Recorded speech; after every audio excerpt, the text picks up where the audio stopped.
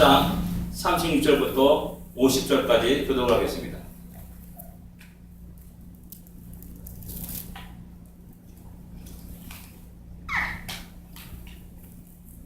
찾았으면 제가 36절을 읽겠고 한 절씩 교독하겠습니다.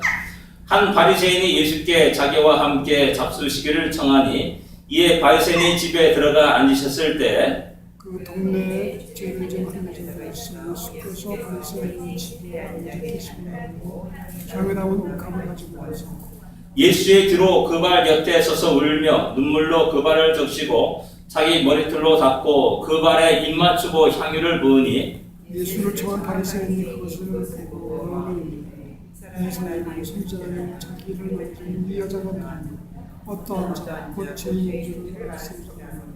예수께서 대답하여 이르시되 시몬아 내가 네게 이를 말이 있다 하시니 그가 이르되 선생님 말씀하소서. 이르시되 빚지는 사람에게 빚진 자가 둘이 있어 하나는 오고 내려면 하나는 오고 싶다는 내려면 갚을 것이 없으므로 둘 다 탕감하여 주었으니 둘 중에 누가 그를 더 사랑하겠느냐. 시몬이 대답하여 생각하는 너는 판단을 받은 자고 이르시되 이 판단이 그 여자를 돌아보시며 시몬에게 이르시되 이 여자를 보느냐. 내가 내 집에 들어올 때 너는 내게 발 씻을 물도 주지 아니하였으되 이 여자는 눈물로 내 발을 적시고 그 머리털로 닦았으며 너는 내게 주지 않았으되 너는 내 머리에 감람류도 붙지 아니하였으되 그는 향유를 내 발에 부었느니라. 잃어버린 내가 내게 그의 번제가 사라졌다. 이는 그의 사함을 받은 일이 정케 살았다. 이에 여자에게 이르시되 내 죄사함을 받았느니라 하시니 함께 앉아있던 자들이 속으로 같이 읽습니다. 예수께서 여자에게 이르시되 내 믿음이 너를 구원하였으니 평안히 가라 하시니라. 아멘.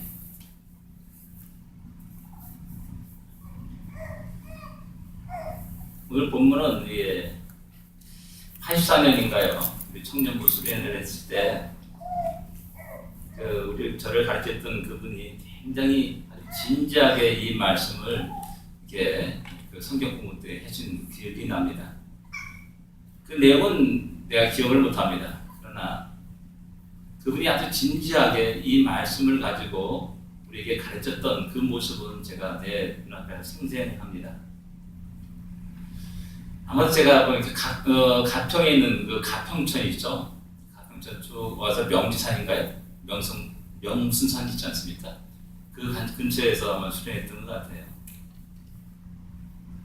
오늘 본문을 통해서 우리는 그래서 제가 그분의 마음을 한번 보면서 다시 이 말씀을 접하게 됩니다.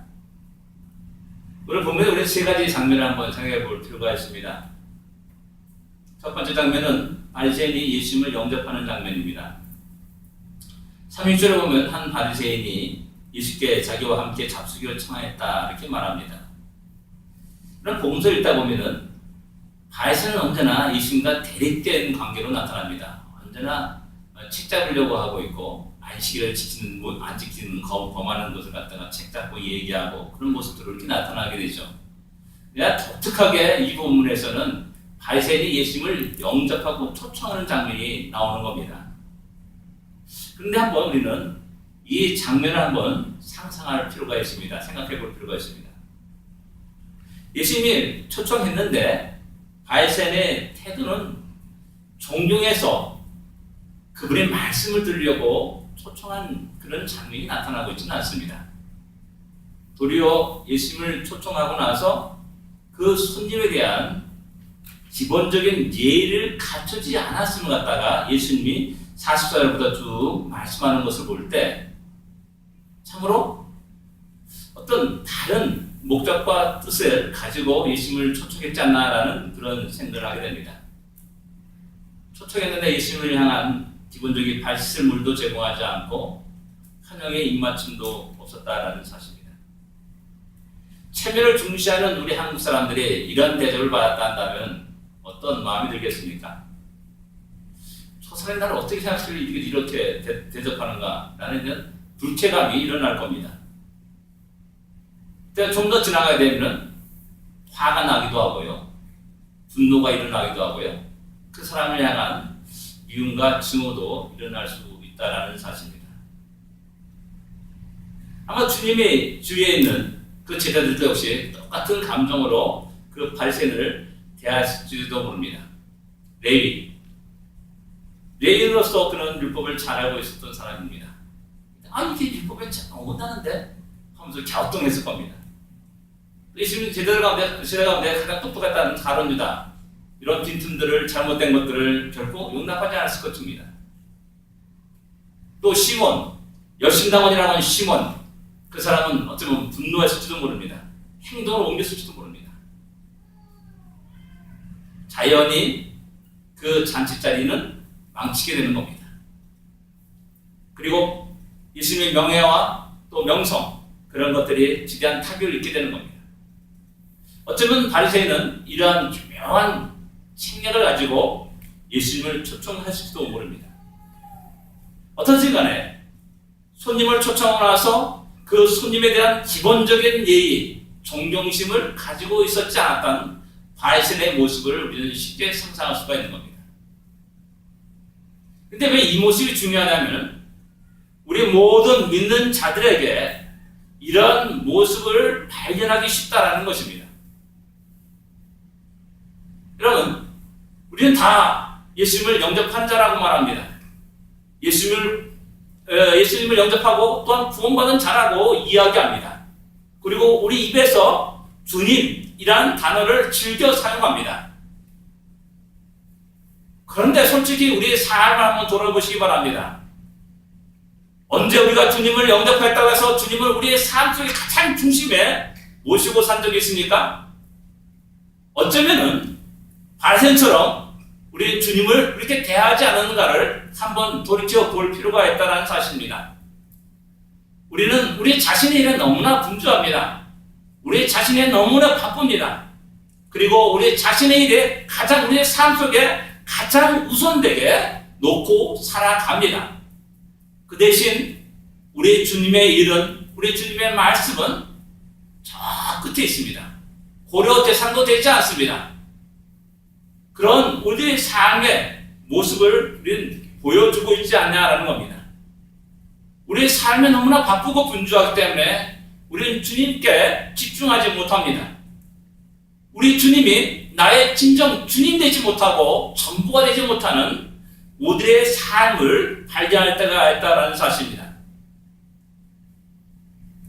주님이 하나님께 영광되지 못하고 주님께 영광되지 못하는 그 모든 것은 성경을 잘 알고 있는 사람들에 의해서 자행되는 일들이 많이 있습니다.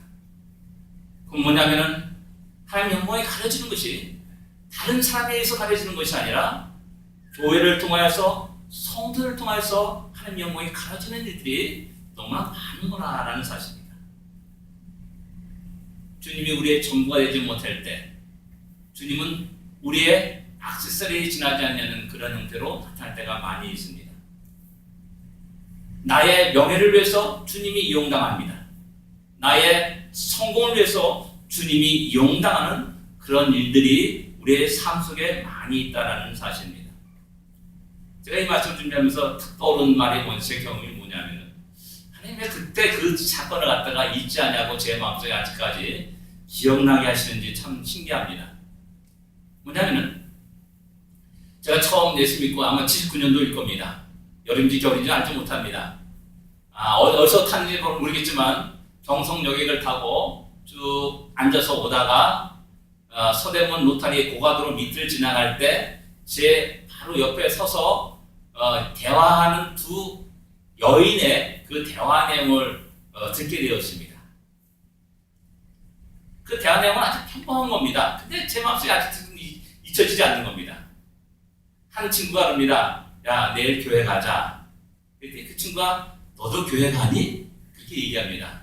그러니까 또 그 처음에 왔던 그 친구가 야, 안 믿는 것보다 믿는 게 좋더라 라고 이야기하면서 그 친구의 교회 갈 것을 권유하는 그 장면, 그 소리를 제가 지금도 생생하게 기억하고 있는 겁니다. 그 대화 끝나고 제 마음속에 계속 그 두 사람이 이야기했던 것들을 계속 되새기게 되었습니다. 저희 집에 종점인데, 경성역이 종점인데, 그때까지 계속 대석에다가 아주 커다란 망치가 나를 빵 때리는 그 충격 속에서 너무나 깜짝 놀라는 겁니다. 그래서 그 다음에 나타낸 뭐냐면은, 교회 다니는 것보다, 안 다니는 것보다 다니는 게 좋고, 안 믿는 것보다 믿는 게 좋더라. 이게 모두 생각해보니까 다 모두 상대적인 거예요. 그러다 보니까 어떻게 생각하냐면, 다이아몬드 반지 없는 것보다 있는 게 좋더라 라는 말로 탁 돌아서는 겁니다. 롤렉스 시계 없는 것보다 있는 게 좋더라 라는 말로 탁 생각이 드는 겁니다. 그러면 주님, 내가 믿고 살아가는, 내가 고백하는 주님이 없는 것보다 있는 게 좋구나, 내 인생 속에, 이 생각이 탁 들면서 제가 너무나 깜짝 놀란 겁니다. 내 인생에 가장 중요하고 나의 전부인 양 말하고 고백하지만은 실제 나의 삶 속에, 우리들의 모든 삶 속에서는 주님은 언제나 부분이었고, 주님은 언제나 내 삶의 도구가 되었던 그런 내 자신의 모습을 발견하고 나서 깜짝 놀라게 된 겁니다. 복음을 전할 때, 예수를 믿으라고 할 때, 야, 안 믿는 것도 믿는 게 좋아 라고 말하는, 습관적으로 말했던 나의 그런 입술이 얼마나 하나님께 큰 죄라는 사실을 다시 한번 깨닫게 된 겁니다. 그래서 그 다음부터는, 야, 안 믿는 것도 믿는 게 좋더라 라는 말을 지금까지 제가 해본 적이 없는 것 같습니다. 아니야, 모든 사람은 예수를 나의 전무로 여기면서 오직 주님만을 바라보면서 주님만을 의지하면서 살아가야 돼. 인간이란다면. 왜? 그분은 나의 피조, 나의 창조주이기 때문에, 그분은 나를 만드셨기 때문에, 그분은 나를 구원하신 분이기 때문에 라고 이야기하게 되는 겁니다. 그렇게 생각하고 그렇게 고백하면서 그렇게 말하는 자가 나의 주님을 어떻게 대접할 수 없는 겁니다. 그분의 모든 말씀이 가장 최우선적으로 그 인생에 꽉 잡히게 되는 겁니다. 그분의 명령이 어느 사람의 말보다 가장 우선시, 가장 귀중하게 다룰 수밖에 없는 겁니다. 신정 교회와 성도가 우리 주님을 주님으로 진정 모시고 대답하는 그런 모델이 삶이 되어야 됩니다. 우리가 살아가면서, 야, 무게야, 어느 날 몇 시에 언제서 만나자 라고 했더니 딱 약속 시간에 갔어요. 약속한 사람이 안 와요. 10분이 돼도 안 와, 20분이 돼도 안 와, 30분이 돼도 안 와요. 그럼 어떤 마음입니까? 불쾌하고 기분 나쁘죠. 제가 연애할 때 늘 우리 집사람이 언제 3, 40분 늦고, 어때 1시간 늦고, 그랬던 것이 다 있었기 때문에, 그래껏 그러려니 하고 이제 나갔죠. 근데 실질적으로 우리가 약속하고, 약속 시간 어기고, 그렇게 되면은, 기분 나쁘지 않습니까? 저 사람이 나를 어떻게 생각하길래, 나를 어떻게 대접하길래 이렇게 이 정도밖에 취급 안 하자는가라는 그런 불쾌함이 있지 않습니까? 근데 우리가 주님을 그렇게 대하고 있다는 겁니다. 예배 시간에 우리는 정확한 1시에 예배 드린다고 우리는 다 약속되고, 그 시간에 하나님께서 우리를 만나주겠다고 말씀합니다. 근데 우리는 굉장히 이거 가볍게 여겨요. 쉽게 여겨요. 설교 시간이 한 1시 반 정도 되니까 30분 정도 가야지, 이렇게 생각하면서 오는 분들이 있다는 겁니다. 주님도 마찬가지예요. 우리 삶 속에, 야 좀 일해줄래? 그러면 난 150불 주겠다 라고 말하면 우리는 어떻게 달려갑니까? 아마 그걸 달려갈 겁니다. 왜? 150불 너무 크거든요. 너무 소중하거든요. 이렇게 우리의 삶 속에서 신앙이지만 그런 것들이 반드시 오지는 못하는 겁니다. 그러면 여기에 발생과 똑같이 대처하는 겁니다. 주님 오시옵소서 라고 잔치 차려놨습니다 라고 말하지만은 전혀 주님을 주님으로 대접하지 못하는 그런 삶의 모습을 보여줄 수밖에 없는 것이라는 겁니다. 성도란다면, 교회란다면, 하나님의 교회란다면 결코 이런 일이 있어서는 안 될 것입니다. 먼저 우리의 마음속에 진정 주님을 주님으로 여기면서 주님으로 섬길 수 있는 우리가 되어야 됩니다. 주님이라 한다면 우리 그분의 종입니다. 종은 당연히 그분을 섬겨야 되고 그분의 말씀을 들어야 되고 그분의 말씀에 절대 복종해야 되고 순종해야 될 의무가 있다는 사실을 우리는 잊어서는 안 됩니다. 두 번째 장면은 우리 수청객 여인의 모습을 보게 됩니다. 초청받지 못한 여인입니다. 그러나 그 여인은 주님께 나옵니다. 그 여인은 동네에서 죄인이다, 잘 알려진 죄인이다 라고 이렇게 말씀합니다. 어떤 죄인지 구체적으로 나오지는 않습니다. 그러나 대부분 아마도 우물 파는 여인일 것이다 라고 이렇게 이야기를 합니다. 그것이 아닐지라도 어쩌면 어떤 큰 과거의 어떤 죄로 인하여서 상당히 그 동네에서 왕따를 당하는 그러한 여인이라고도 생각할 수가 있습니다. 모든 사람들이 그와 함께 만나는 것을 피합니다. 그 여인과 만나서 이야기하는 것을 피합니다. 또 그 여인은 그런 분위기 속에서 1년, 2년, 5년, 10년을 살아갈 수밖에 없었습니다. 완전히 고립된 자, 바로 그것이 여기 성경에 나오는 여인의 모습이라 할 수가 있습니다. 여인은 어쩌면 이런 자기의 삶의 모든 현실을 좀 더 벗어나기 위해서 수없이 몸부림치기도 했을 겁니다. 그러나 그 한 번의 실수가 그 모든 것들을 용납하지 않습니다. 저 사람은 그런 사람이야. 완전히 낙인 찍어버립니다. 저는 별 수 없어 라고 완전히 왕따시켜버립니다. 근데 이 여인이 그 바리새인 집에 예수님이 들어왔다라는 그 소식을 듣게 됩니다. 그리고 그에게 다격합니다. 그리고 발 곁에 서서 울고 또한 그 눈물로 그 발을 적시게 됩니다. 여인은 지금까지 자기의 모든 삶의 원통함과 한과 그 탄식의 모든 것들을 그곳에서 다 쏟아부고 있음을 알 수가 있습니다. 말 없는 대화가 예수님과 여인 사이에 오고 가는 겁니다. 이 장면을 본 바리새인은 큰 충격을 받습니다. 어떻게 말하냐면은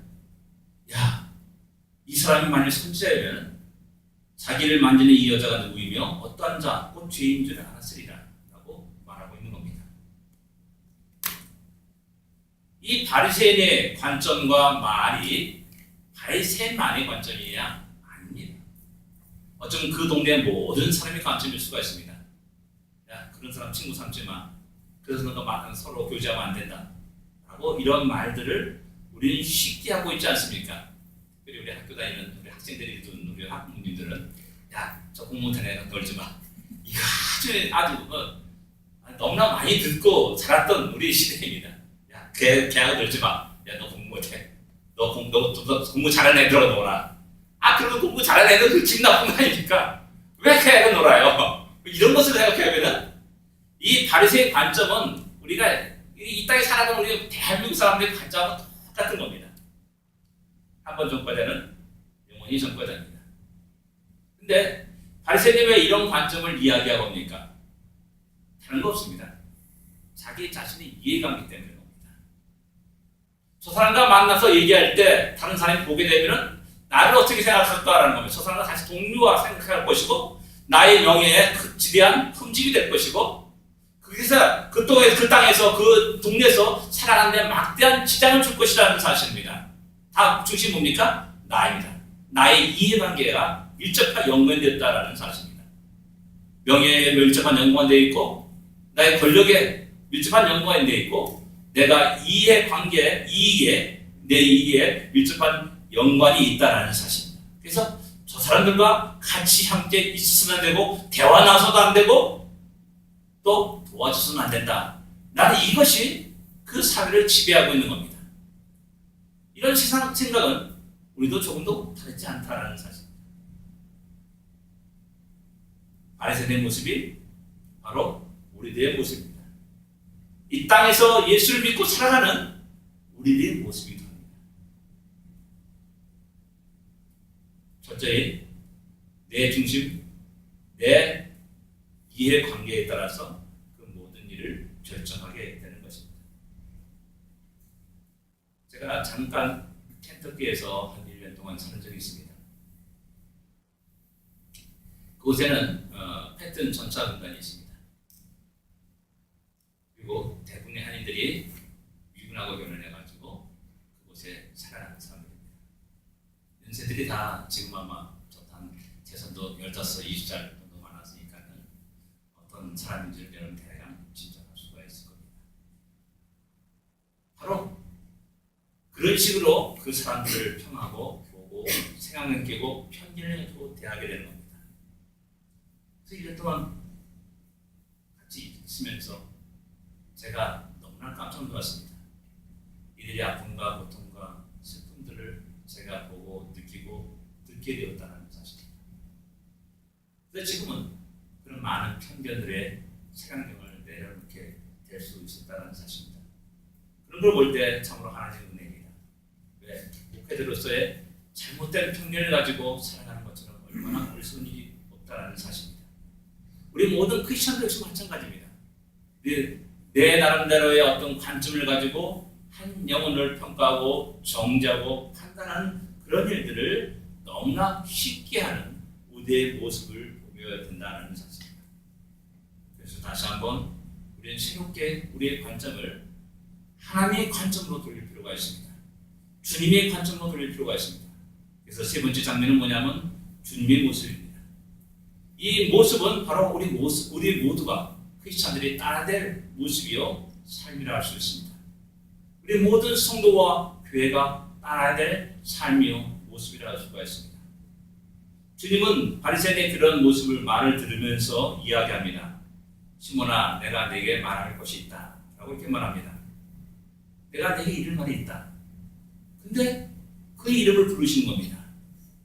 성경에서 바리새인의 이름이 기록된 것은 니고데모와 아마 여기 일 겁니다.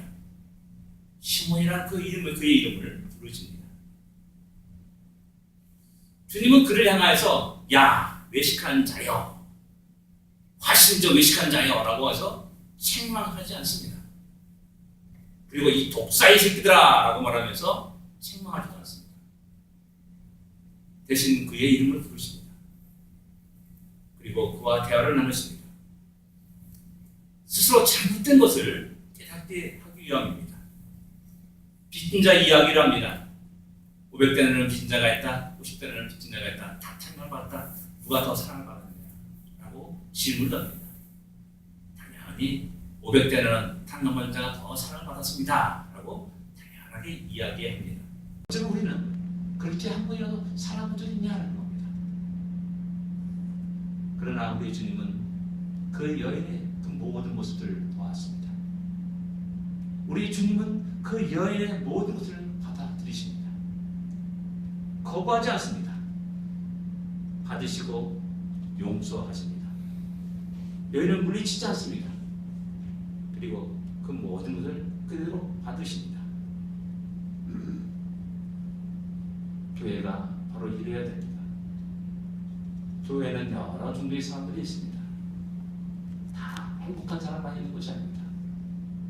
교회는 다 완벽한 사람만 있는 것이 아닙니다.